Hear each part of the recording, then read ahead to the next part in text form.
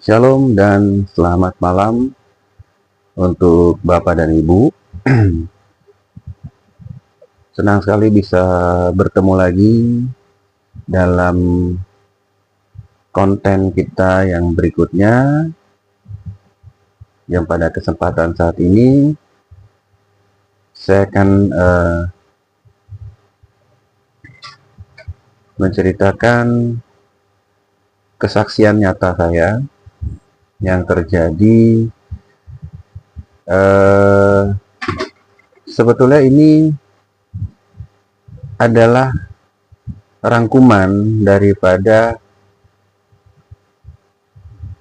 perjalanan karir ya seorang Roland, dan yang mana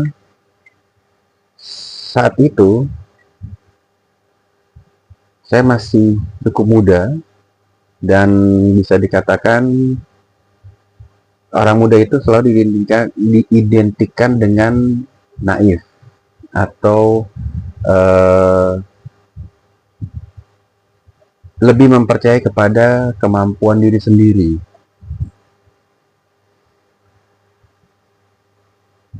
Saya berangkat dari seorang yang memang tidak punya apa-apa. Bahkan dari segi pendidikan, kami hanya berdua. Kakak saya jauh lebih beruntung karena dia sempat menyambangku kuliah, ya, sempat masuk universitas, sedangkan saya sendiri tidak pernah. Nah, kisah ini diawali di saat saya mulai memasuki dunia kerja, ya. Karena memang sebelumnya saya dulunya ya orang yang nakal, jadi di sekolah pun ya suka tawuran, ya. Jadi pindah sana pindah sini. Tapi saya bersyukur Tuhan berikan kedua orang tua saya yang sabar, dan ayah saya mendidik saya dalam bahasa asing, sehingga meskipun nakal tapi menguasai bahasa asing. Hanya itu yang saya modal saya. Nah, tiba satu ketika di saat saya mulai bekerja, ya di saat itu mungkin sama seperti sekarang juga ya. Jadi apalah arti ijazah ya, apalagi SMA. Sedangkan sebenarnya saya itu bukan lulus, tapi katrolan ya. Kalau katrolan itu bisa dikatakan ya belum lulus juga. Cuma karena kasihan ya, karena ya memang karena nakal ya. Jadi saya pun katrolan, lulus katrolan gitu. Jadi bukan murni. Nah, begitu saya masuk dunia pekerjaan, pertama kali saya bekerja, saya dibantu oleh kakak saya. Karena saat itu dia sudah bekerja lebih dahulu ya. Dia bekerja di sebuah institut bahasa asing, lembaga kursus bahasa asing. Kemudian karena puji Tuhan saya juga menguasai bahasa asing. Akhirnya saya masuk menjadi guru bahasa asing di institut lembaga kursus bahasa asing tersebut, karena memang bantuan kakak saya saat itu. Nah, setelah waktu berjalan, di saat itu saya sudah menikah, ya.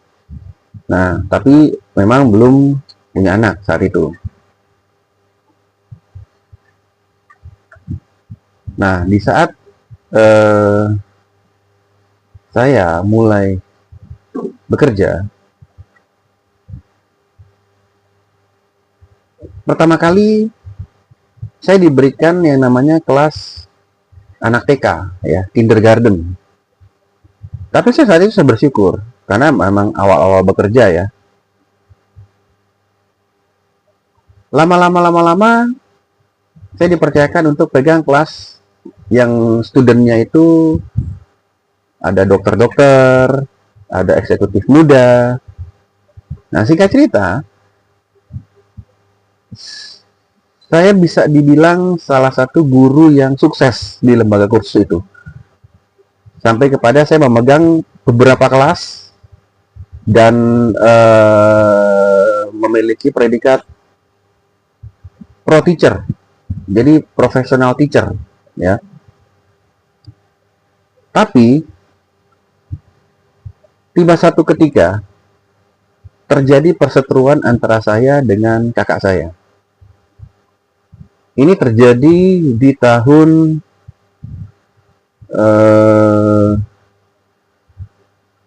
tahun 2000. Karena saya menikah di tahun 99, kemudian ada jeda, baru saya bekerja lagi. Nah, di lembaga kursus ini saya masuk di tahun 2000, era 2000. Nah, terjadi suatu perseteruan, debat pendapat yang akut dengan kakak saya karena permasalahan keluarga. Akhirnya kakak saya buang kata, keluar lo dari situ, karena itu tempat kerja itu gua yang masukin lu di situ, keluar lo. Di saat itu saya kaget. Di saat itu terbayang buat saya, sewaktu ayah kami masih hidup, kakak saya ini banyak sekali saya bela. Ya, karena saya dulu nakal ya. Kalau kakak saya ini kan ya kesannya agak lebih kalem gitu ya. Waktu saya masih sekolah dulu, saya sering belain dia. Orang mau gebukin dia, saya yang maju. Ya istilahnya saya bodyguardnya dia, malah kebalik, adik jadi bodyguardnya kakak, bukan kakak bodyguardnya adik. Nah, tapi pas kejadian saat itu semua impian tentang kakak yang baik, kakak yang harus jadi teladan buat saya, itu hancur lebur saat itu. Saya merasa penolakan, saya merasa tertolak. Dan memang kakak saya ini kasar orangnya. Dia tidak sungkan-sungkan mengusir orang. Dia tidak sungkan-sungkan buang kata kotor. Tapi dia sendiri tidak mau diperlakukan seperti itu. Nah, di saat itu,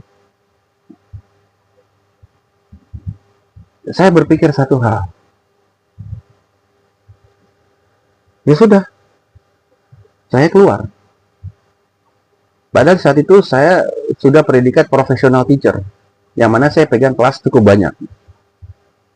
Bahkan lebih banyak daripada kakak saya. Bahkan ada kelas-kelas kakak saya dikasih ke saya. Padahal yang sekolah dia. Saya cuma lulusan SMA Katrolan. Dia mengenyam S1. Tapi itulah ajaibnya Tuhan. Nah, kejadian hari itu merubah paradigma saya terhadap seorang kakak yang baik. Timbullah satu kebencian saat itu. Akhirnya saya mengingatkan, saya keluar. Saya keluar dari lembaga Institut Bahasa Inggris tersebut, lembaga ternama ya. Waktu itu kami di Kota Manado, Sulawesi Utara.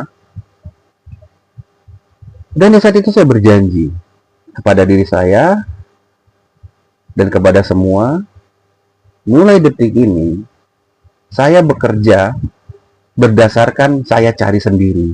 Saya nggak mau berharap lagi. Dan itu saya lakukan mulai detik itu. Apapun pekerjaan saya lakukan, yang penting menghasilkan uang. Sampai akhirnya ke Jakarta pun, kami pindah ke Jakarta, ya bareng juga dengan kakak saya ini. Tapi tetap, meskipun bareng hidup seatap, tapi saya tidak mau lagi berharap pekerjaan dari dia. Semenjak saat itu. Dan di Jakarta, saya menjalani segala macam pekerjaan. Bahkan, seorang sales yang gajinya antara ada dan tiada. Sales itu hidup dari komisi. Kalau zaman saya saat itu ya, kalau mungkin zaman sekarang sudah banyak sales-sales yang bergaji tetap ya, bergaji pokok. Kalau zaman saya saat itu, era tahun 2000-an, dari 2000, 2001, 2002, itu kebanyakan gak ada gajinya. Gaji itu starting dari SPV, supervisor. Tapi di bawah itu, sales, marketing, hidup dari komisi. Dan itu saya jalani. Saya pernah jadi sales panci, ya, yang berdiri di mall dari jam buka mall sampai tutup mall, nggak boleh duduk hanya pas jam istirahat. Bahkan mengiyakan tindakan penipuan yang masuk dalam planning marketing mereka. Jadi saat itu pernah ada di mall, ya, oh orang ditarik, selamat ibu bapak, ibu gosok nih, nanti keluar nomor undian. Nah, padahal nomor undian itu isinya sama semua. Saya tahu. Begitu digosok, ada tulisan, selamat, Anda mendapatkan barang ini. Nah, digiringlah orang ini masuk ke dalam. Saya juga ikut-ikutan. Nah, begitu di dalam, kita udah bermain drama Korea semua. Wah ya ibu selamat, ibu dapat ini. Wah orang itu kan sumringah ya. Waduh hebat nih, gue dapet barang harga puluhan juta ya. Ada namanya apa sih? Yang filter air ya, air kotor bisa jadi air jernih. Kemudian wah macam-macam. Harga itu jutaan. Tapi hanya dengan 2 juta sampai 5 juta pembelanjaan ibu dapat itu kan sama nipu. Tetap dia mesti beli dulu, berarti bukan gratis. Dan itu saya jalani. Karena buat Roland saat itu, yang penting uang. Yang penting gue bukan kurir narkoba, gue bukan penjahat, gue bukan jadi maling, gue kerja normal. Pakai kontrak kerja, pakai training. Nah, akhirnya lama-lama saya nggak betah. Oh ini nipu orang nih. Gue bisa digebukin orang sekampung nih. Saya pindah lagi, saya menjadi seorang sales kreditan barang. Dari barang rumah tangga sampai barang elektronik. Keliling-keliling, jadi dilepas di satu tempat, nanti diambil, dijemput lagi jam yang ditentukan. Kalau nggak ditinggal. Saat itu Roland masih cukup muda. Saya jalani itu. Terus saya jalani, akhirnya saya nggak betah juga. Masuklah saya di dunia perbankan. Dunia perbankan lebih keras lagi. Tapi naik level. Kalau sebelumnya, saya jalan-jalan, ketemu orang, tapi orangnya level menengah ke bawah. Apalagi kreditan. Tapi kalau untuk di perbankan menengah ke atas, karena waktu itu saya sales kartu kredit dari salah satu bank swasta. Nah di saat itu, di saat saya bekerja, saya punya cita-cita. Tuhan, kapan saya bisa sukses? Bahkan saya punya cita-cita, saya pengen punya kendaraan. Nah, di saat saya punya cita-cita seperti itu,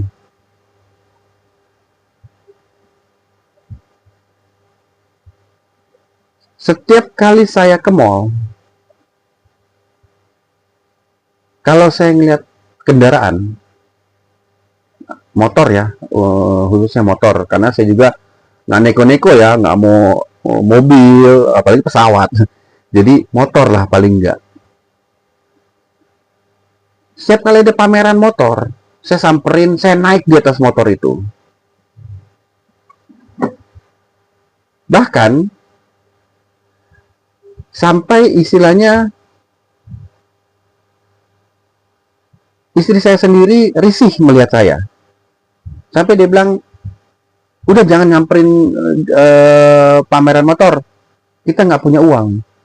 DP nggak punya, data nggak punya, kontrak pula. Oh ya sudah. Tapi tetap tiap kali ke mall yang saya pantengin, saya datengin itu pameran sepeda motor. Meskipun nggak tahu duitnya dari mana. Nah, terus seperti itu saya bekerja, ya namanya sales, meskipun sales bank tetap aja uangnya antara ada dan tiada, karena tetap judulnya sales. Akhirnya tiba satu momen saya sudah merasa jenuh, impian tidak tercapai, capek yang didapat, baju dekil tiap hari, belum lagi setiap kali habis bulan kakak saya ngomel, mana penghasilan kerja lo? Lo pindah kerja bukan lebih baik? Sales lagi, nggak gajian lagi, nggak gajian lagi. Selamanya itu terus yang terlontar dari mulutnya. Pedih memang, sakit sekali. Ini saudara sendiri loh, bukan orang lain. Saudara sendiri yang berkata, tapi bukan orang lain. Nah, di saat itu, memang saya ngebatin. Tapi saya berjerit kepada Tuhan, Tuhan, sampai kapan hidup saya begini? Sampai saya berkata gini, apakah Roland nggak boleh hidup senang, Tuhan? Apakah Roland nggak boleh mandiri? Apakah Roland harus selamanya dihina seperti ini? Di saat itu Tuhan nggak jawab. Benar-benar Tuhan nggak jawab.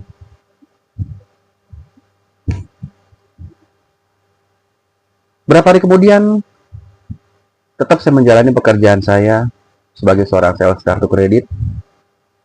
Waktu itu saya ada teman, biasa teman saya barengan, ya dia orang Bangka. Di satu momen di kawasan Ben Hill, sekitar jam 12-an siang, itu jam-jam makan siang orang ya. Apalagi kawasan bensin itu kan masih kawasan segitiga emas karena sudah masuk Sudirman.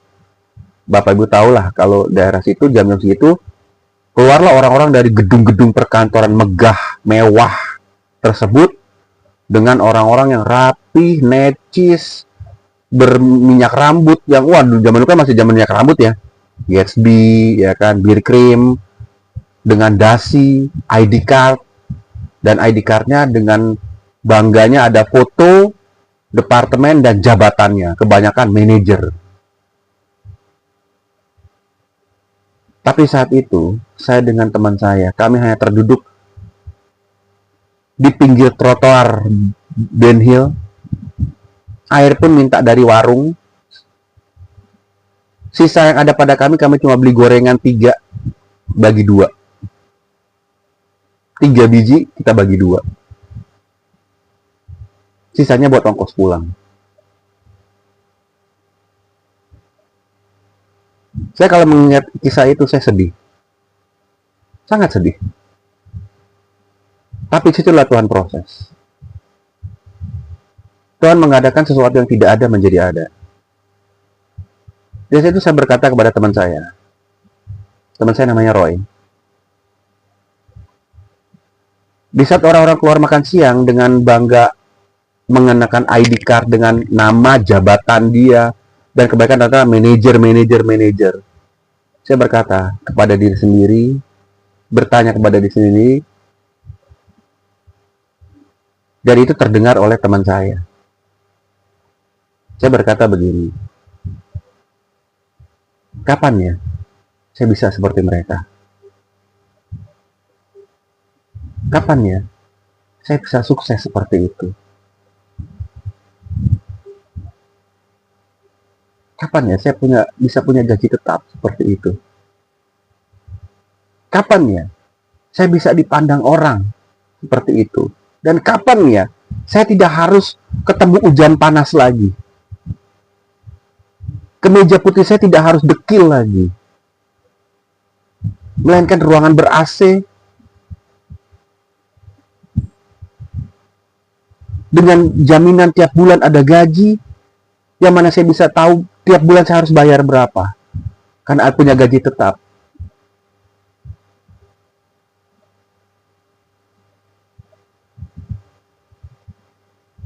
Tapi saya yakin saat itu bukan suatu keluhan.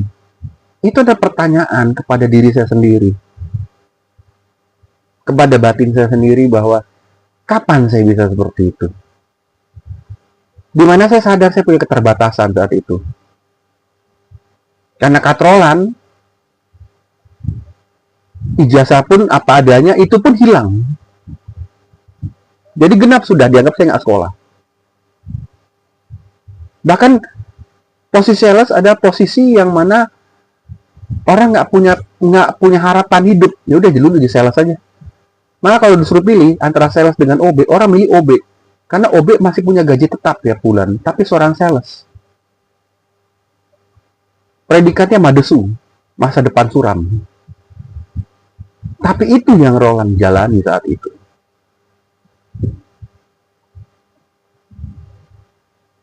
Dan Anda tahu teman saya berkata apa? Udahlah bro, kita mah sales aja. Nggak usah mimpi terlalu tinggi dulu deh. Jalanin aja deh. Sales aja. Di saat teman berkata seperti itu, saya berkata balik kepadanya, kepada teman saya ini. Kalau lu yang mau jadi sales terus, lu aja. Gue nggak mau jadi sales terus-terusan. Gue yakin satu kali nanti Tuhan akan angkat derajat gue. Nggak tahu itu kapan. Tapi gue punya keinginan, boleh dong. Sama seperti keinginan orang-orang normal pada umumnya. Dan keinginan gue itu nggak muluk-muluk kok. Gue nggak minta pesawat jet. Gue nggak minta gedung bertingkat, ruko, nggak. Yang gue minta, kapan gue seperti mereka Tuhan? Punya tingkat keamanan. Aman apa? Gaji bulanan ada. Aman apa lagi? Punya tunjangan. Aman apa lagi? Nggak hujan panas, nggak dekil. Nggak rentan terhadap penyakit di jalan raya. Itu yang saya pikirkan saat itu.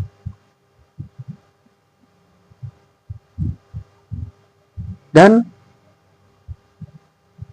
setelah momen itu, hari itu, Tuhan tidak menjawab. Tapi saya tidak marah. Karena saya yakin itu cuma satu ungkapan. Keinginan saya. Karena terdesak oleh kebutuhan ekonomi. Singkat cerita, berbulan-bulan kemudian setelah kejadian itu, Tuhan pertemukan saya dengan seorang manajer termuda di bank swasta tersebut. Dan manajer itu mengajarkan saya, mentraining saya secara pribadi. Padahal manajer ini terkenal sangat sibuk. Tapi Tuhan bisa pakai orang lain untuk mengangkat kita. Tuhan bisa pakai tangan orang lain untuk memberkati kita. Dan berkat itu bukan selama harus dengan uang dan uang. Tapi training dari orang yang sukses itu adalah berkat juga dari Tuhan yang Tuhan kirim kepada kita. Sesi training, puji Tuhan, sebulan kemudian prestasi saya melesat.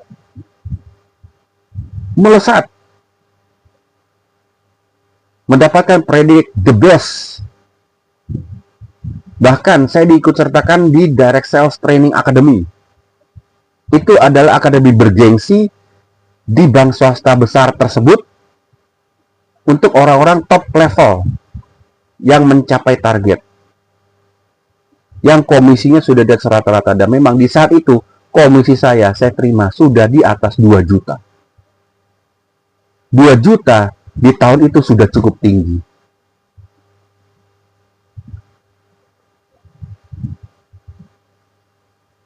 Dan tidak hanya sampai di situ saja.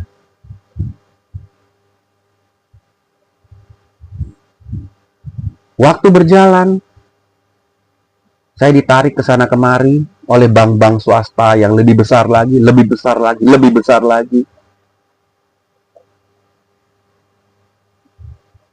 hingga kepada saya menempati posisi supervisor. Dan di saat posisi supervisor pun Tuhan berikan kemenangan. Di saat orang lain belum bergerak, Tuhan sudah gerakkan dengan tim saya. Di saat orang lain baru mulai bergerak, tim saya, Tuhan sudah bikin berpenghasilan.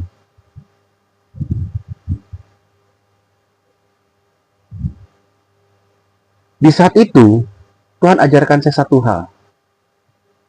Berserah kepada Tuhan. Tuhan yang ambil alih semuanya. Dan kita sebagai anak Tuhan akan selangkah lebih maju daripada orang lain. Dan itu saya amini, saya rasakan saat itu. Sampai kepada saya dan tim saya dipanggil ke gedung pusat.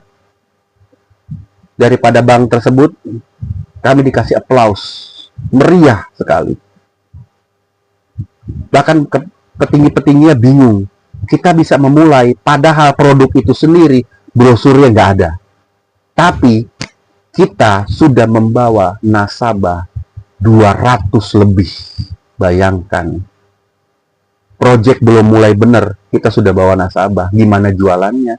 Yang training siapa? Mereka bingung. Itulah Tuhan. Kedaulatan Tuhan. Dan bukannya sampai situ saja. Tuhan terus angkat saya menjadi predikat manajer. Dan manajer ini bukan hanya di satu tempat. Tuhan pindah lagi saya ke perusahaan lain, menjadi manajer lagi. Sehingga genap 8 kali saya menjadi manajerial. Dan terakhir 4 kali sebagai manajer HRD.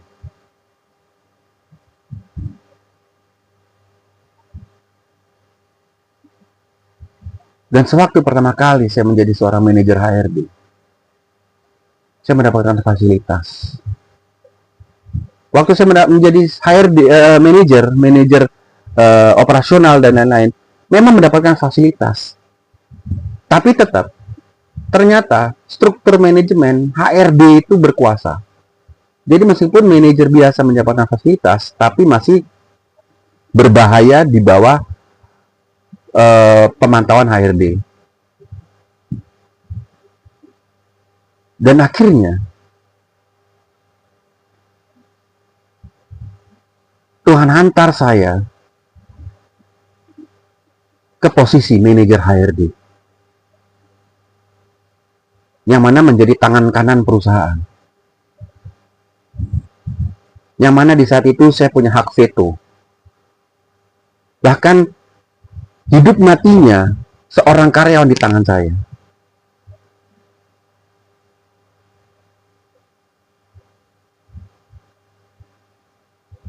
Dan di saat saya mencapai posisi itu,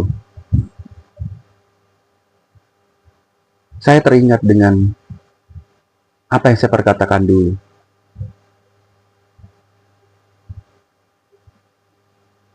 Saya ingin Tuhan seperti mereka.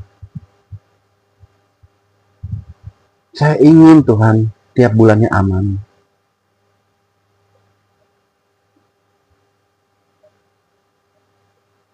Dan pada saat itu, Tuhan angkat saya melebihi batas yang pernah saya ketahui. Bahkan, di saat saya menduduki posisi HRD manager, saya manajer HRD termuda. Begitu disandingkan dengan manajer Mustika Ratu dan lain-lain yang sudah usia lanjut, saya termuda. Bahkan saya waktu dipertemukan dengan manajer-manajer HRD dari perusahaan-perusahaan besar, saya sempat dilecehkan. Tapi begitu dites untuk penilaian setiap perusahaan, puji Tuhan, Tuhan membungkam semua pesaing-pesaing saya saat itu. Manajer-manajer HRD yang sudah puluhan tahun di perusahaan tersebut, hanya dengan statement-statement, penjelasan-penjelasan dari seorang Roland yang masih muda. Yang kuliah pun gak pernah. Inilah kedaulatan Tuhan. Dan semenjak saat itu Tuhan ajarkan saya banyak hal. Tuhan datang ke dunia ini tidak mencari orang pintar, tapi Tuhan datang ke dunia ini mencari orang-orang yang mau dibentuk, yang mau dipulihkan, dan yang mau taat.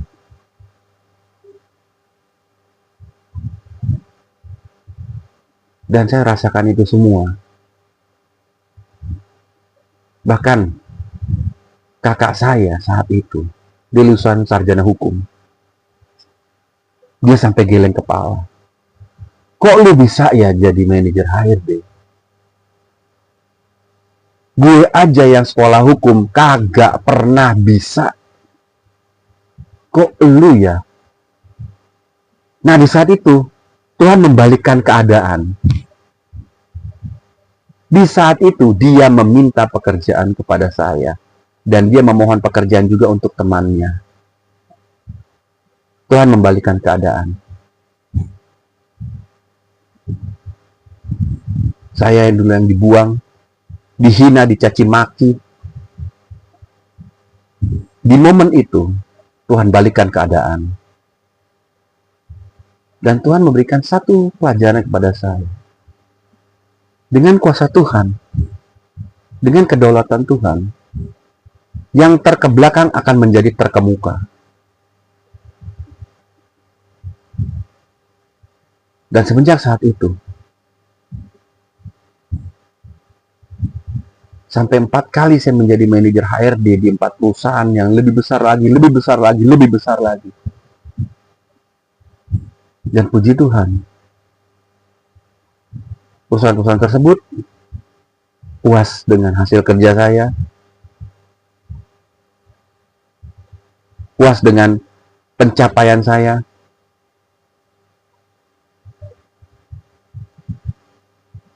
Dan itu semua bisa terjadi karena penyertaan Tuhan.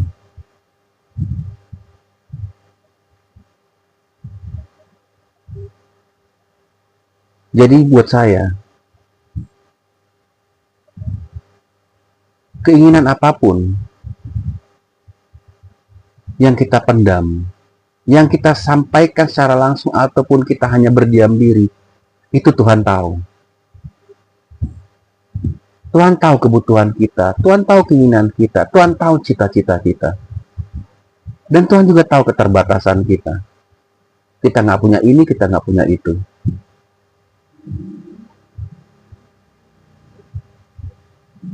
Tapi disitulah Tuhan melakukan mujizatnya untuk menyadarkan kita bahwa Tuhan Maha Kuasa. Dia sanggup mengadakan yang tidak ada menjadi ada. Dalam kesempatan hari ini,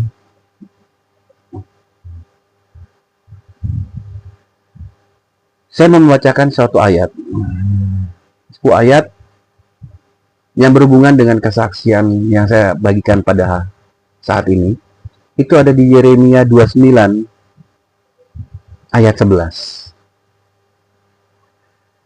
Sebab aku ini mengetahui rancangan-rancangan apa yang ada padaku mengenai kamu. Demikianlah firman Tuhan, yaitu rancangan damai sejahtera dan bukan rancangan kecelakaan, untuk memberikan kepadamu hari depan yang penuh harapan.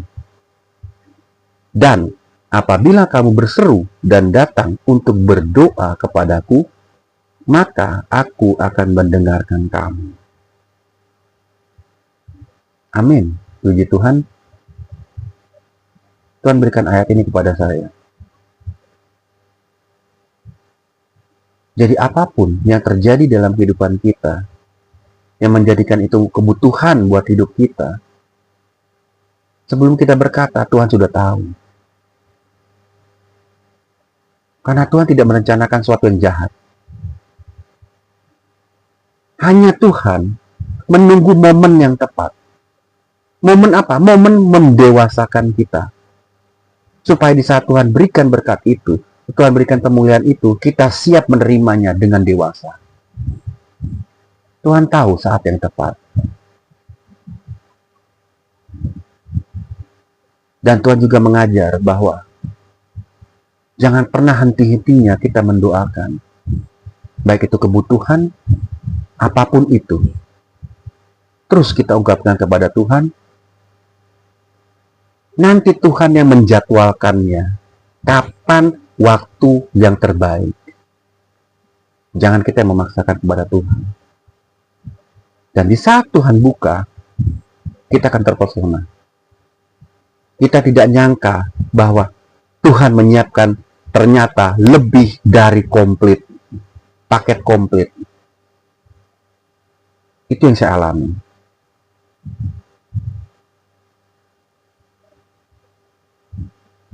Jadi pesan saya kepada ibu dan bapak yang menonton konten kesaksian nyata Roland ini,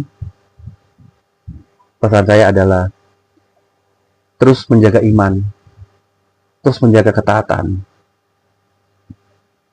Karena iman dan ketaatan akan mendatangkan berkat, akan mendatangkan pemulihan. Apapun dan bagaimanapun kondisi Anda saat ini, keterbatasan apapun Anda, tapi Tuhan yang kita sembah adalah Tuhan yang tidak terbatas. Kedaulatannya tidak ada satupun yang dapat mencegahnya maupun menghalanginya. Shalom dan selamat malam. Sampai kita ketemu di konten kesaksian nyata Roland yang berikutnya. Tuhan Yesus memberkati.